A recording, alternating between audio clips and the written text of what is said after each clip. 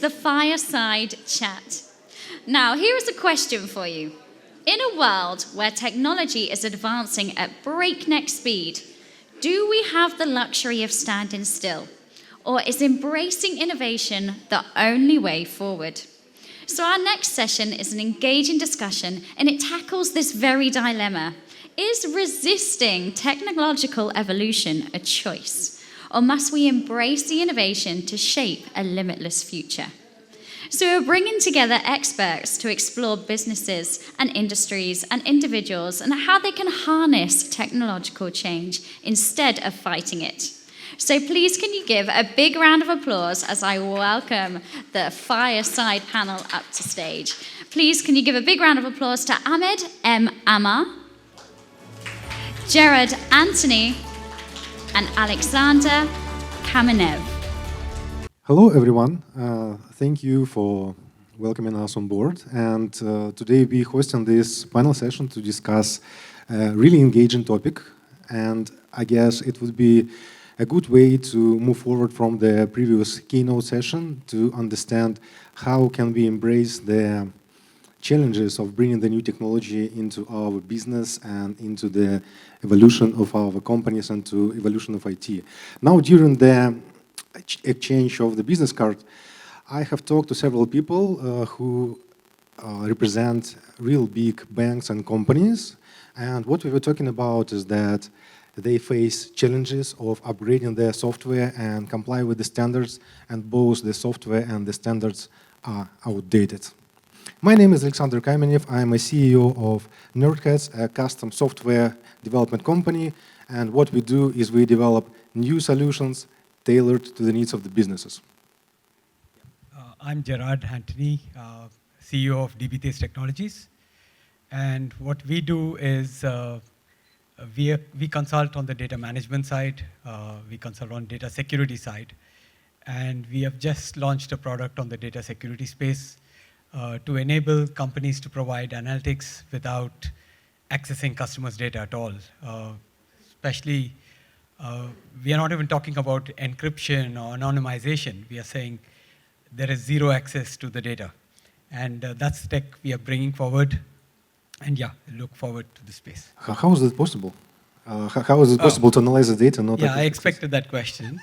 Yeah, it's actually magic in a way.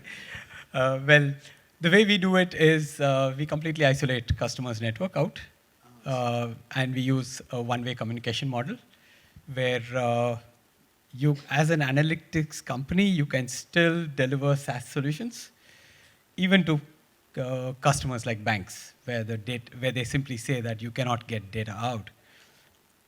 And the data just comes in real time from the local network as long as the customer is on their network. Oh, okay, I see. Very nice solution.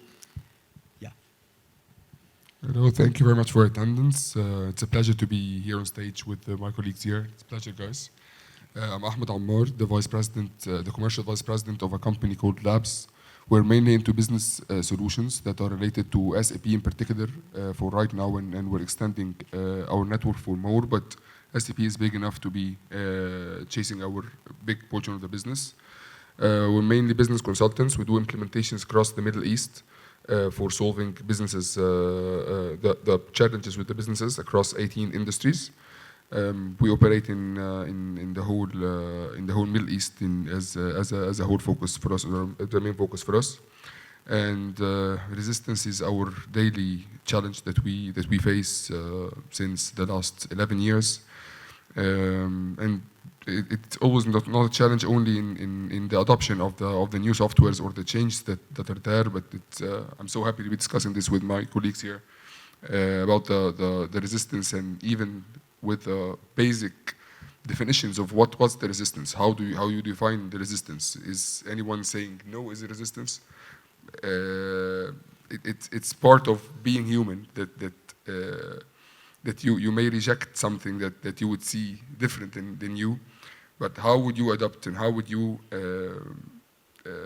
face something that may help you to be better?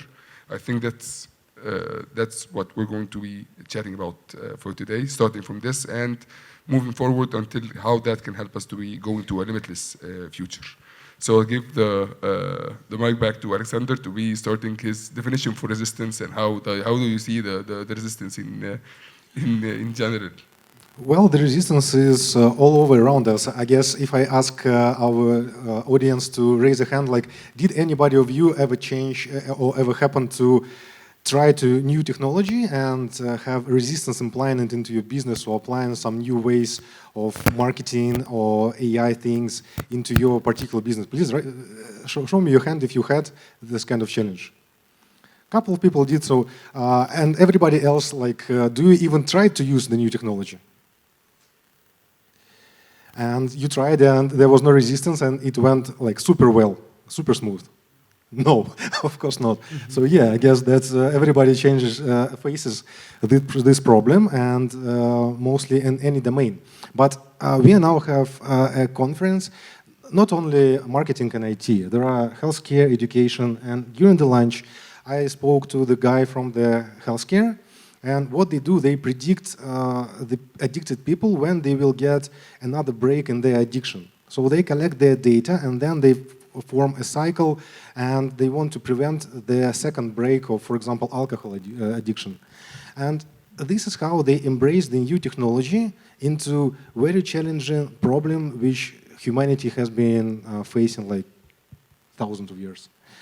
And they still facing resistance and problems, but they're trying to solve it. And in my company, with my clients, we also try to solve problems that seem to be very undoable, and they seem to be very hard to embrace. And when we started the project, most of the projects, it's always the question if it's even doable, if it's even achievable. But this uncertainty and this level of stress, it leads to evolution. And I guess you have such experience in your companies as well. Yeah, absolutely. Even as a technology company, even though we are innovating things, we are bringing to the world a next-gen tech. Yet, when we see how customers respond to it, it's always that resistance. It's like, I have seen, I'll give you an example. I have seen a dashboard in this particular format. I want it exactly like that, even though we are offering the next tech. Statements like, we are used to doing this in Excel. You're giving us a software. My users cannot adapt to it. We will have to stick with this.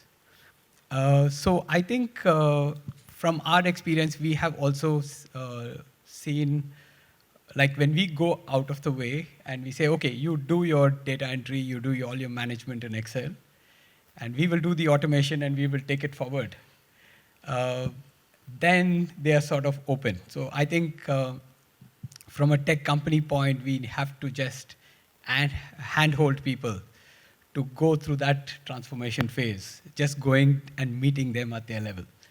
But also, when you see the resistance to tech, I think it's understandable from where people are coming from. People are used to a certain lifestyle. People don't want change, though we talk about change. When it comes to adapting to something new, people don't want to change. Okay, somewhere people are comfortable where they are. We see also fear, especially with AI evolution, and the areas where tech has been playing a major role, especially in the area of genetics and all that. Overall, there are ethical concerns, there are boundaries, there are laws, there are certain privacy concerns. You never know what this is going to lead to. And we sort of understand that space. And I think from there on, it's all about, okay, how do we still embrace, because we don't have a choice, the world is moving forward. You don't embrace it, you will eventually lose out. You will be behind in the race. And so how do you still embrace it, yet leading people along the way, hand-holding them, your customers, partners, all the stakeholders involved? I think it's a lot more challenging than just what it looks like. Yes, it's challenging, but this is a survival question. So it's not a question of whether we can do or not. It's a question whether we do it and survive and evolve, or whether we just disappear. As for example, the Kodak, who once were a giant, and then they say, "Oh, who cares about digital photography? Like digital photography would never exist." And where the Kodak is now. Exactly. And this situation happening all around. For example, I can give you an example of one of my projects. The biggest one, it works in the USA, and my client is located in Texas, in Austin, and they work in the delivery domain. And they reached out to us and said, we need a software that will be helping us deliver packages from Amazon to the door with all the steps like airport to airport, delivery to delivery, and then door to door. And it has to be happening all automatically using the APIs, and it has to be done using the AI and no code and with low budget price and like in 3 months. Sounds crazy. But now if you live in the USA and if you order something from Amazon, most likely it's delivered by my company. Like not my company, but our client's company, using my software that we developed using the no-code solutions. And it's the reality now that the software and IT solutions which took us years to develop now could be developed in a couple of months, maybe half a year, and it's changing the game. And we here, like, do we have anybody here who is 20 years old? Can you, there are no hands here of people 20 years old because they are sitting in the, I don't know, where they live in, with their laptops on their laps, and they are coding or they're doing their AI unicorns with one-person company. And they are not afraid of new things. They are not afraid of new challenges. They have nothing to lose. They just go and say, oh, let's try this. And we here sitting and saying, are we ready to embrace the new challenge and evolve or not? True, I think that brings us to a point. The level of resistance or the level of acceptance also depends on the generation we are dealing with. Well, it's not a generation. Are you ready to die? Are you going to underground tomorrow? It's not a generation thing. It's not a generation. It's a mindset. You are not old. You are not like going to retire tomorrow. It's not a generation. It's what you do now. Now you have the reality. You have the experience. You have all the technology. And those guys, what they have, they only have time and nothing to lose. And what keeps us from evolving is fear. Yeah, no, it's not generation. I didn't mean that. What I'm saying is, I think the newer generations are more adaptive to tech compared to probably my generation or the generation before that. And the reason why I say that is, I remember my early days when we were learning computer science. We even had courses on Microsoft Word, Excel, PowerPoint. Today, my kids just pick up the phone. They know how to use all the tools. So when it comes to that, it's just, they're so easy to adapt to anything. I remember Windows 95, and I used to use DOS. So like, yeah, I know what you're talking about. Yeah. I think it's the level of resistance is mainly attached with the type of resistance that you're having. If it's individual resistance, you don't want to be engaged in this. So I don't like this. When the AI thing in total appeared, okay, I like the topic. I don't like the products at all. Whatever the product is, it's super magical for me. I'm not opting in, and that stayed for like 6-7 months, I think so. Then I found my team. They're all working with much better tools. They are much faster than me. Right now, I'm having accumulated emails that reached 3,200 something emails that I should be. I was working day and night to be at the quarter of the speed. Day and night to be at the quarter of the speed. And I'm the one experienced. I'm the one available to be replying to all these guys with an empty box, literally each and every day. And right now, it's a technology that, when it was not embraced, I was overwhelmed by it. So that's an individual type of resistance that I had earlier. But sometimes it's like a social resistance when you're talking, as Alexander was discussing, we're talking projects. Project it's an organization. It's an organizational change. Sometimes whenever you're having this kind of resistance coming from the, as you mentioned, Excel format, for example, the sales manager mentioned, I need this format, and that's my deal. So all the sales people inside this organization are going to be embracing his requirements. That's a social pressure and social resistance that this is where the embracing the change is going to make him a problem. So that's a social pressure that he's capable of changing the report. He's okay with changing the columns. He's okay with changing the dashboards. It's much better to be isolating the whole data and securing the data in some cube that I can see with multiple dimensions than having it as a flat report on a pie when it was cool, the pie charts, right. when it was that cool. But for the sales manager, it's okay. So I see the kinds of resistance or the type of resistance that if it's a video resistance, okay, you can get excited and yes, I can change, and yes, I need to be embracing that to be moving forward. But sometimes when it's social resistance, this is the challenge. This is where embracing it might break the whole bike.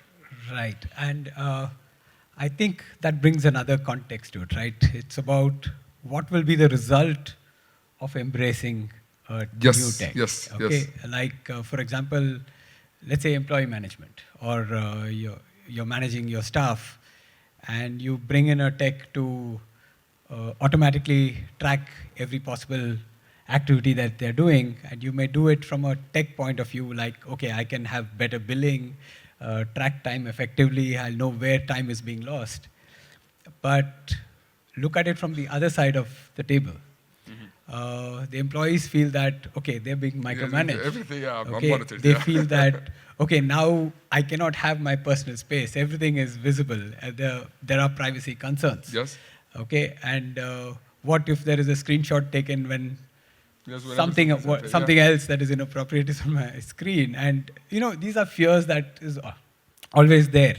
And I think the challenge is also to be able to work around these things. Taking the same example, like, how are you going to make people feel more secure yes.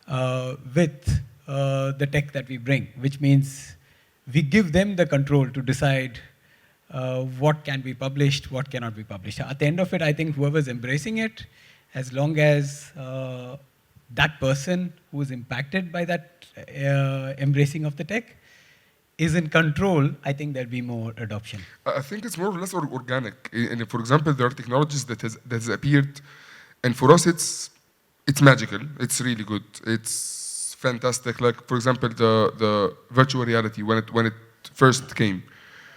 The potential was limitless. Until this moment, it's limitless. But until you do the right applications for this and have the right people embracing that this is a requirement, for example, in the VR technology right now, is changing the whole service industry. In the service industry who are doing field service, I'm traveling to USA, to a remote desert site to be fixing one button, that's no more. That's not available right now. Right now, you can sit in your living room and fix that machine in the desert remotely right now using the VR, because the VR right now is totally connected to this machine. But it took some time to the right people embracing the right technology can help us changing the whole world. And that was a very powerful message. I was having a panel discussion yesterday regarding digital supply chain. And the examples that are taken in the digital supply chain for the change management, it was always remarkable when you put the right person in the resistance chain, in the top of the resistance chain. Sorry.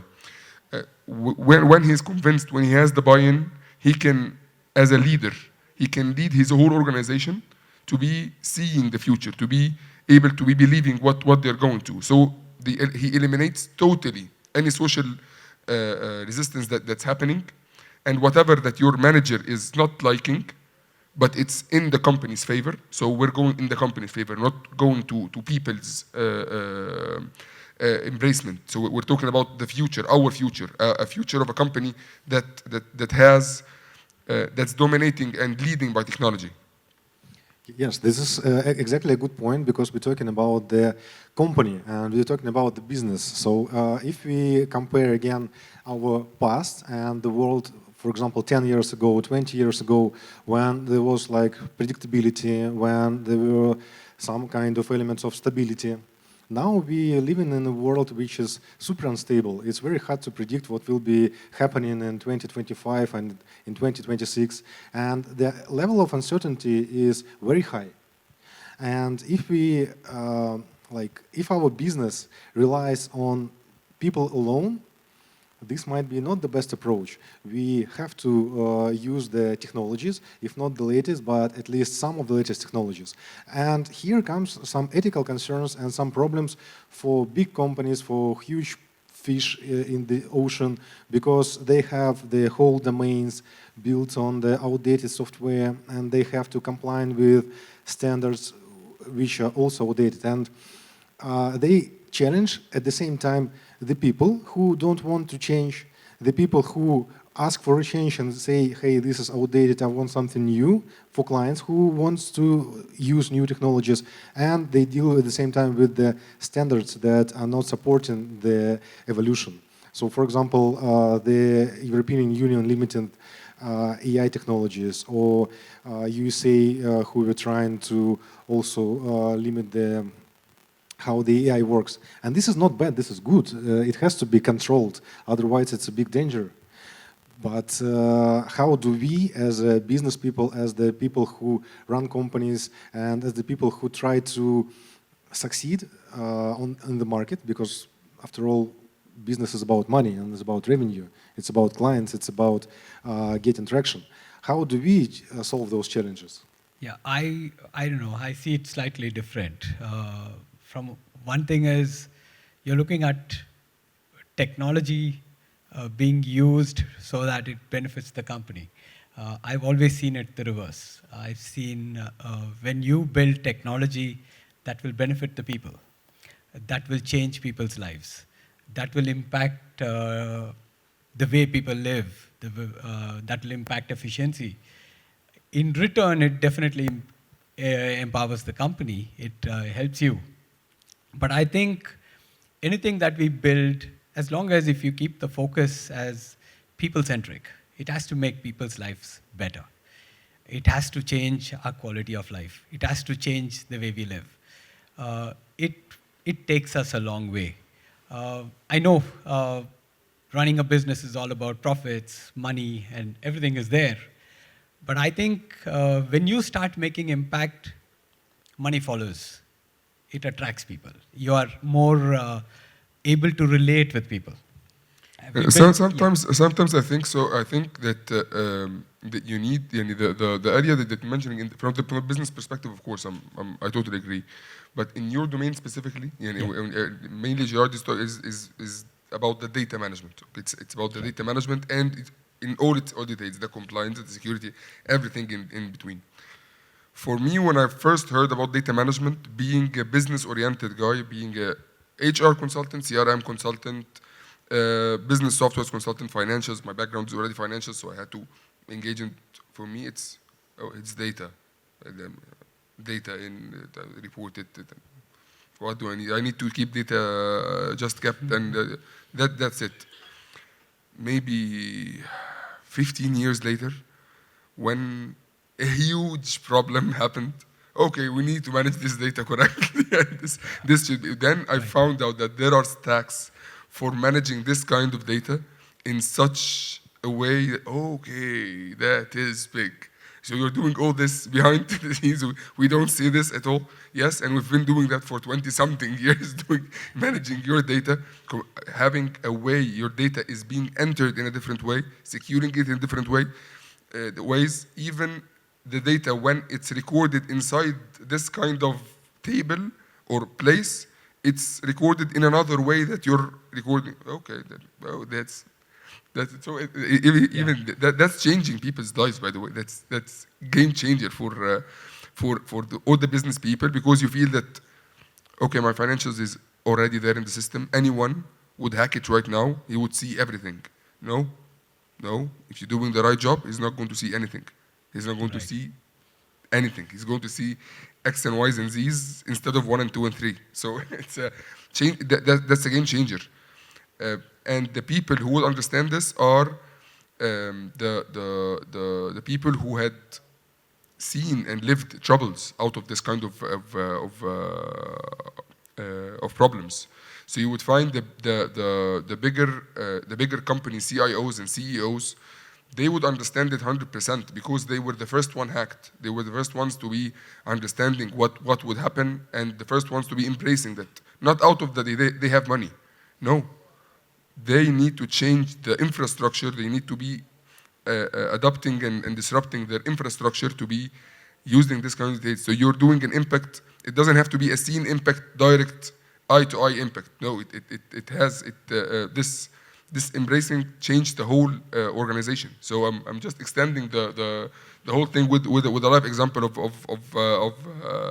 of kind of things that yes, and you never knew it would happen. It's a very good point, and you brought up that it's CEOs and CTOs who do that. And why do they do it? Because they are not looking into the past. They are looking into the future, and they try to visualize or try to understand what to expect from upcoming years and from upcoming challenges, from upcoming marketing solutions, from upcoming technology solutions. And for them, it's always a game where you have to understand if I will put my money, my budgets, or put my attention to fixing this security or the data or the analytics, or if I switch off to the new marketing technologies or to the new content generating technologies, or whatever their business is. And there is always a question of what to address.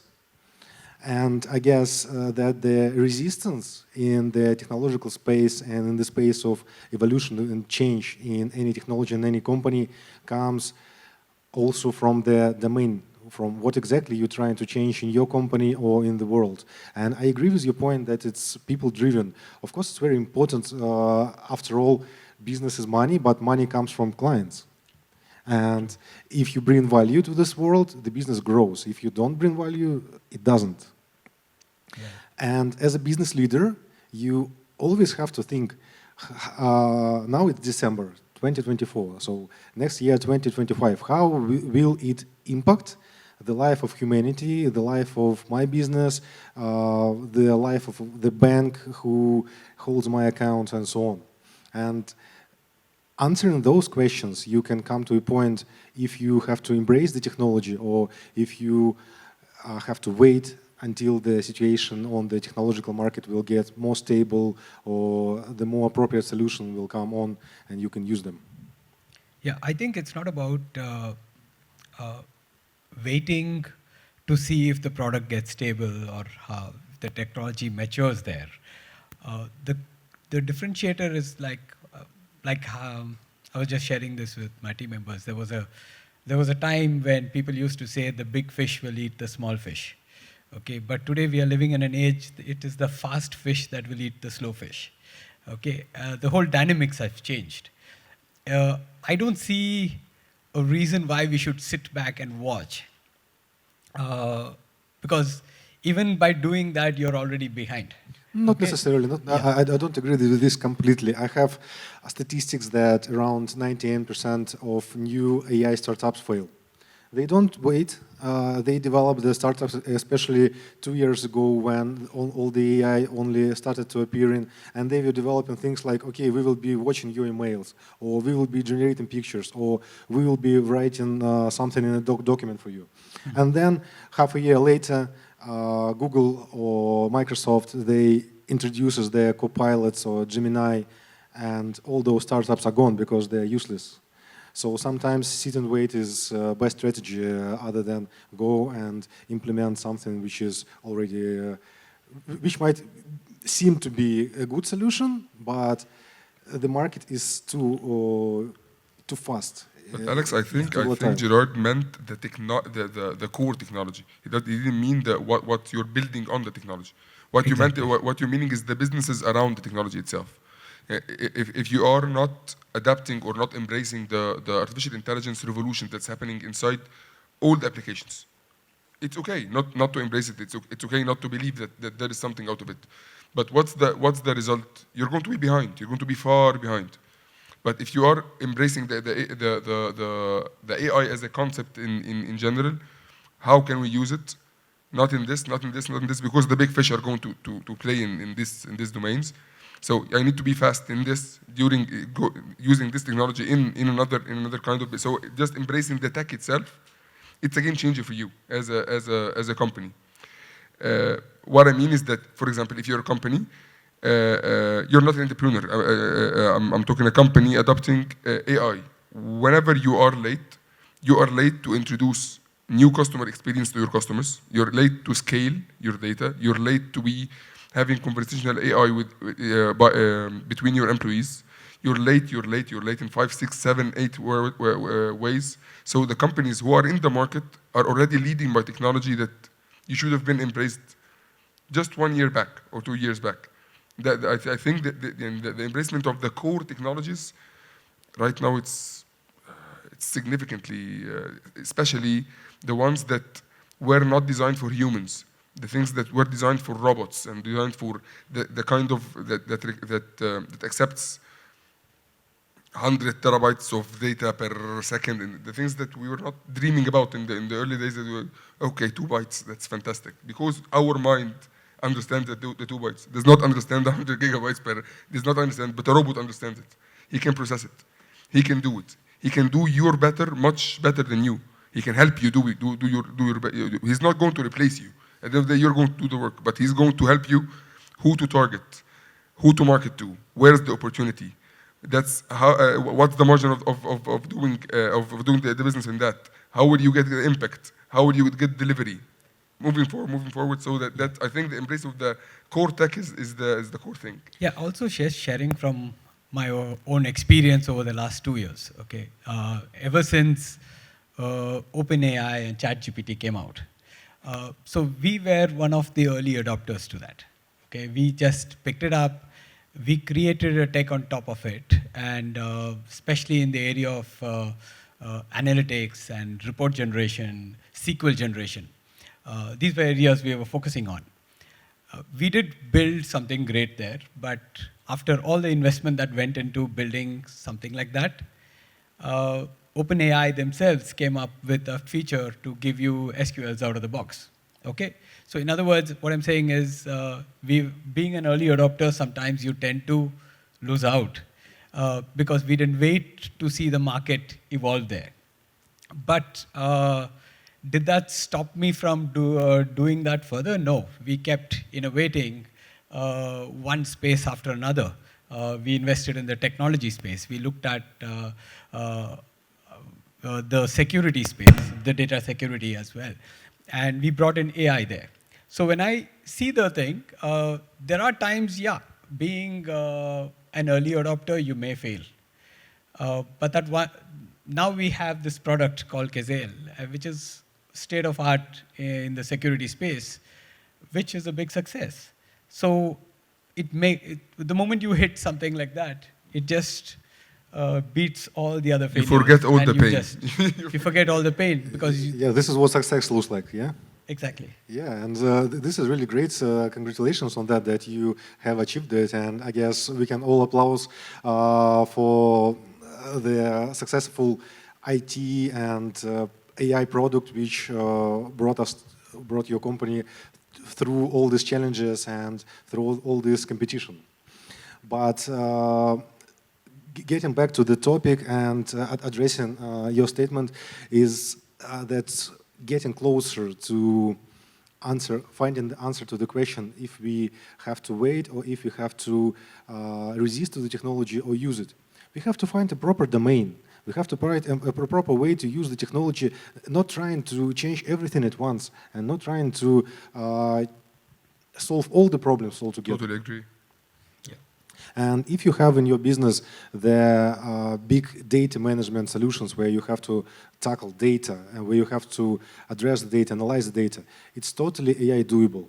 But if you have in your business something which is client-driven and where you can you need to keep the communications to the client, and it's one of the success levels. We are not ready yet to give it all to AI. The biggest companies, their support system, they try to use AI to solve small tickets or to understand if the lead is valuable or not. But at the end of the day, the support is being solved by the humans and the sales are done by the people at the end of the day. And there are a lot of marketers and a lot of startups and companies who will tell you that right now AI is capable of doing like everything, starting from the analyzing your data and finishing with landing a sale to your bank account. But it's a gambling game. You have to very much spend a lot of time and efforts to adjust and to fine-tune, and still the result is not guaranteed. There are glitches even when you use OpenAI ChatGPT. And this being said, that the technology is definitely moving forward. The competition on the market is growing, and new companies, new startups, new solutions are coming, and they will be coming. Every month, every year, there will be new, more and more companies who embrace latest technologies, newer technologies. And we, in our business, in our established situation, and in the challenges we face, we have to use tailored solutions. We have to understand what exactly can we improve, not trying to ruin everything and rebuild, but fixing small amounts of data or small amounts of problems here and there, implementing latest solutions and software, I don't know, applications maybe sometime, or maybe sometime AI agents, or even ChatGPT, or even educating our employees how to use the AI or any other latest technologies, and trying to tackle small steps one at a time. And this approach might help to get us over to the future. But of course, your example shows us that you can put all in and win. This is also a good example. Yeah, that's how it looks when I look back over the last 2 years. It's been like, it's not that, it's always behind a success. It's not just, okay, you tried something and you win. But behind it, there are a lot of failures backing it. You might have made wrong choices, okay, but you would have made the right choices, but the technology moved much faster than that. But it's about not giving up, because if you go after your heart, you really believe that you can make that difference, at some point it works in your favor. Would you have done it again? Would I have done it? Yeah, would you have done it again? Would you have followed the possibility? To be honest, I will do this again and again. That's me. Yeah, That's the problem being in technology company. That you just try until you reach it. No, even when you reach there, it is about, okay, what next? How can I use this? How can I make this better? What else can I build from here? I think we always think from that point. I think we need, and that's what innovation is all about at the end of it.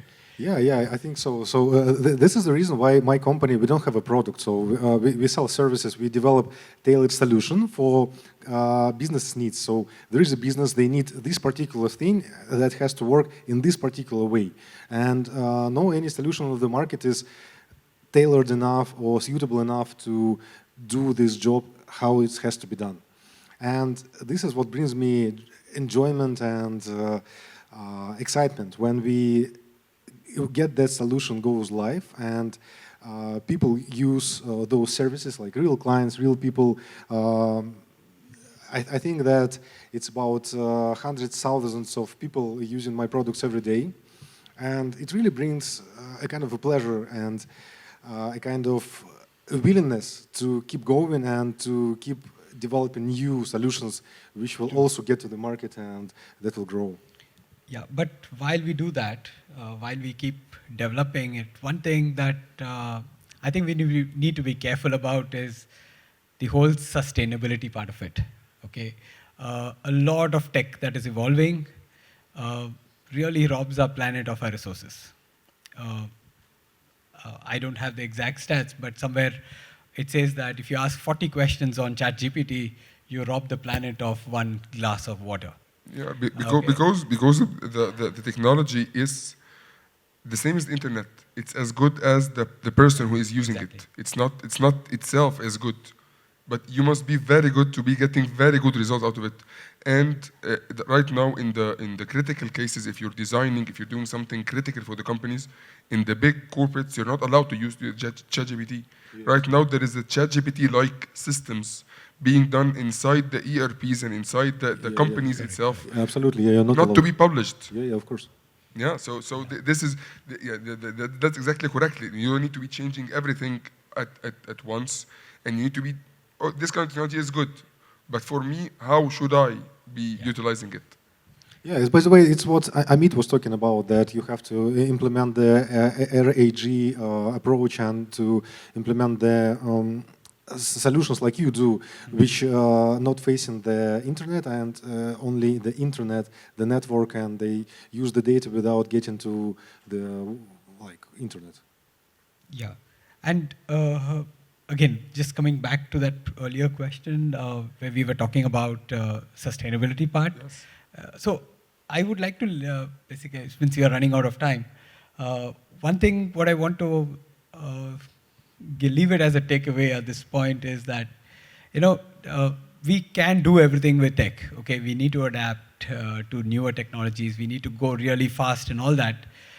But we need to question sometimes, for a simple answer, do we need a tech like ChatGPT?